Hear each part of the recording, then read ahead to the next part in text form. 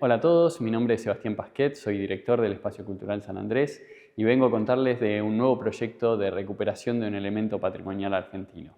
En este caso, el boceto de un vitral hecho en Escocia en 1926. Algunos meses atrás les contábamos que la capilla escocesa de Quilmes estaba cumpliendo 100 años. Les dejamos por acá el link para los que no vieron ese video. Y la idea, o algo que les contábamos en ese video también, era que queríamos hacer un par de proyectos de restauración de algunos bienes patrimoniales de esa capilla a modo de celebración de esos 100 años. En ese momento visitamos la capilla con varios expertos de distintas áreas y determinamos algunos proyectos que queríamos llevar adelante. El primero de esos proyectos fue la restauración del piano vertical que tenían en el salón y subimos ese video hace más o menos 15 días, también se los dejamos por acá para los que no lo vieron. Y ahora en este segundo video queremos contarles la restauración de este boceto en papel de este vitral, que es el vitral que está en la capilla escocesa de Quilmes, en la capilla presbiteriana San Andrés de Quilmes. Ahora, antes de meternos de lleno a ver el proceso de restauración, un poco de contexto. El boceto de este vitral que vamos a ver a continuación es un boceto realizado por la firma Guthrie & Wells de Glasgow, que es la misma que fabricó la gran mayoría de los vitrales de las capillas escocesas en Argentina. No sabemos quién fue el artista específico que realizó este boceto, pero sí sabemos que estaba trabajando para esta firma. Lamentablemente no encontramos todavía los datos de quién fue el artista.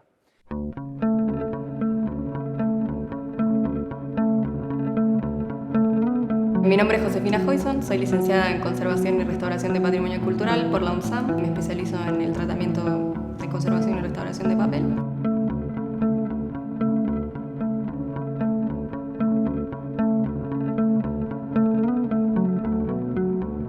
¿Podés llevar por los pasos que vos hiciste con la obra? Bien. Lo primero fue que cuando recibí la obra hice un diagnóstico para evaluar cómo estaba la situación y ver cómo proceder, intentar determinar cuál iba a ser el orden de los pasos y hasta qué punto se podía llegar. También para conversarlo con ustedes y ver cuáles eran las posibilidades. Una vez que está hecho el diagnóstico, lo primero que hice fue desmontarlo, o sea, la obra venía con su enmarcado que suponemos que es el original, pero no tenemos certezas. Y entonces lo desmonté, ahí logré que tanto la obra como el cartón o passepartout queden separados del marco y ahí se evidenció lo que sospechábamos desde un principio porque se notaba, por más de que hubiese estado enmarcado, que es que la obra había sufrido un montón de deterioros debido a ataques biológicos, que son posibles termitas por el tipo de orificios que se notaban tanto en la obra como en el cartón. Antes de empezar pensamos Sí. que podían ser otra cosa, no sé, vos lo llamabas pececillo de plata o algo así. Cuando lo desarmé, por la cantidad de residuos que cayeron, parecía más termitas. Sí. Todos son suposiciones porque es difícil de comprobar porque los insectos ya no estaban ahí, o sea, el ataque, digamos, no estaba activo. Entonces, lo que quedaba eran solo los rastros de este ataque biológico. Había un montón de perforaciones y al desmontarlo también descubrí que estaba también muy avanzado el proceso de los restos que estos insectos habían dejado, también en la parte trasera de la obra y en el marco. Entonces, bueno, eso confirmó la teoría. También me hizo determinar los pasos siguientes, teniendo en cuenta la gravedad del ataque biológico que había sufrido toda la obra en su conjunto. Entonces, después de desmontarlo, bueno, separé el cartón de la obra y realicé una limpieza mecánica y superficial de ambas partes, también para eliminar todos los rastros del ataque biológico y la suciedad que adquiere la obra a lo largo del tiempo.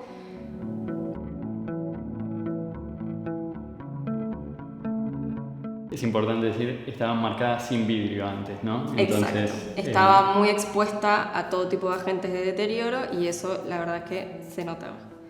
Una vez terminada la limpieza, lo que hice fue hacer un laminado de la obra. Un laminado es un procedimiento por el cual se le agrega como un soporte accesorio por el reverso a la obra para darle más estabilidad y reforzar su estructura.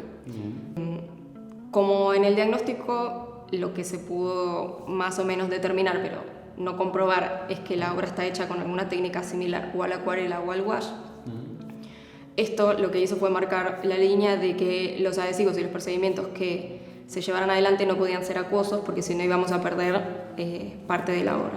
Entonces, todo lo que se llevó adelante fue con adhesivos a base de alcohol y no se humectó la obra ni nada, que son pasos que se suelen usar en el laminado, pero que en este caso no fue. Y después, en ambos elementos, tanto en la obra como en el cartón, se realiza un proceso de repulpado, que es como reintegrar material de estas fibras de papel Japón también, en cada uno de esos orificios, cubriéndolos y llegando hasta el espesor necesario, tanto en el cartón como en la obra. En los dos casos, o especialmente en el papel que es tan fino, ese repulpado se sostiene sobre el papel que vos pusiste del laminado atrás. Correcto, correcto. Porque si no es como rellenar sí, un agujero. Sí, y se cae por atrás. Por eso, tanto en el cartón como en la obra era importante poner ese tope, digamos, que nos iba a ayudar a mantener la estructura en general y además para sostener lo que íbamos a poner luego, que era para cubrir esos orificios. Perfecto.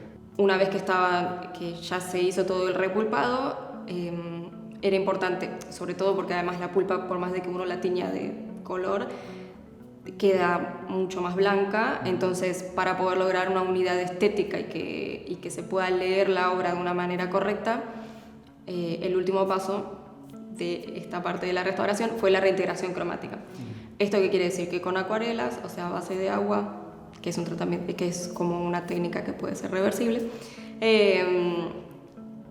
hice la parte de la reintegración cromática, que es intervenir con color en las zonas donde se había hecho el repulpado, pero no cubriendo por completo, sino dejando un rastro de que ahí hubo una intervención, pero logrando en la imagen general una unidad que permita la lectura estética de la obra, digamos. Sobre todo era importante la parte del cartón, porque llamaba mucho la atención la cantidad de orificios que tenía en la parte de arriba, en la firma. En la obra también eran bastantes, pero bueno, como hay mucho más colores y más variaciones de tonos, no se notaba tanto. Al ser una zona lisa el cartón, era mucho más notorio. Y una vez que estaba hecha la reintegración cromática, se unen las dos partes, o sea, se coloca la obra detrás del cartón, se une eso, y después fue el proceso de enmarcado, que también se hace según lineamientos de conservación para intentar proteger la obra lo más posible. Y eso es todo. Creo que lo que más me llamó la atención fue cuando lo desarmé, que sí, primero eso, haberme dado cuenta de que la pintura negra, digamos, que está alrededor de la parte que está dibujada y pintada con lo que suponemos que es acuarela o témpera, no llegaba hasta los extremos, o sea, como que cumplía con todas las normas para hacer lo que se llama un boceto, o sea, como tenía todo el aspecto que cuando uno lo ve enmarcado, digamos, y con el cartón y como con su estatus elevado no parecía, pero cuando lo desarmé sí me llamó la atención eso, como que se veía mucho trazo del lápiz, como que tenía todo el aspecto de eso, como un dibujo preparatorio para algo posterior. Es importante también como todos estos procesos de restauración